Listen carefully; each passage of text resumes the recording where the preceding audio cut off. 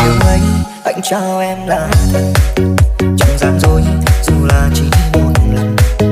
Tại sao em lại vội vàng đánh mất, bỏ rơi anh theo tiền vàng vật chất. Người chê anh tương lai còn dở dang, chẳng cho em một cuộc sống huy hoàng. Giờ theo anh mai sau phải lầm than, quên chữ tình em đang lòng giàu sang. Duyên tình ta tan ngang cũng là do em gieo trái ngang. Anh đớn đau vô vàn bao đêm lau nước mắt hai nhà, trách lòng người tham lam